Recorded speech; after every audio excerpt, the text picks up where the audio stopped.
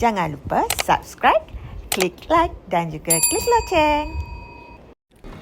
Hai korang, Ina nak tunjuk Root Cosmetic Manga Collection yang Ina beli dekat Watson Shopee.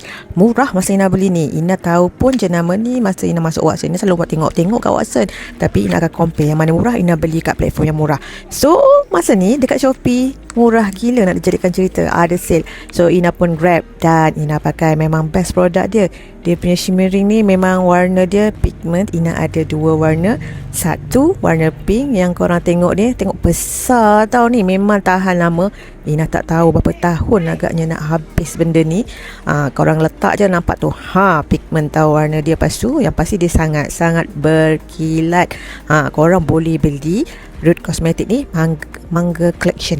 Yang ni pula yang warna silver. Warna silver dia pun cantik. Packaging dia macam ni. Comel kan. Tengok packaging dia pun sangat-sangat comel buat korang nak beli. Selalu je tengok dalam Watson tu. Cuma Ina tak ambil sebab masa tu tak ada sale. Bila ada sale dekat Shopee Watson, memang Ina grab lah. Pigment kan warna dia. Tengok besar ni. Ina tak tahu bila nak habis sebab memang banyak.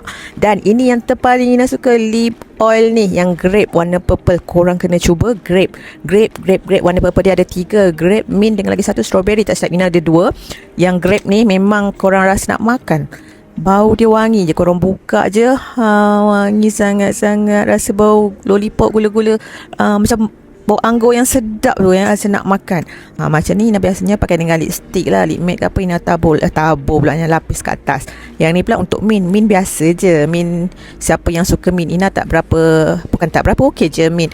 Tapi Ina lagi prefer yang grape tu. Dia rasa dia macam korang buka je, keluar je macam korang rasa macam terapi pun ya juga, sebab bau dia wangi. Bau grape tu rasa nak makan.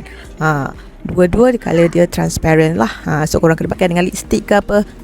Nak pakai macam tu pun okey. So kalau korang berminat, korang boleh klik dekat produk link. Yang lip oil warna purple tu highly recommended. Ina suka gila.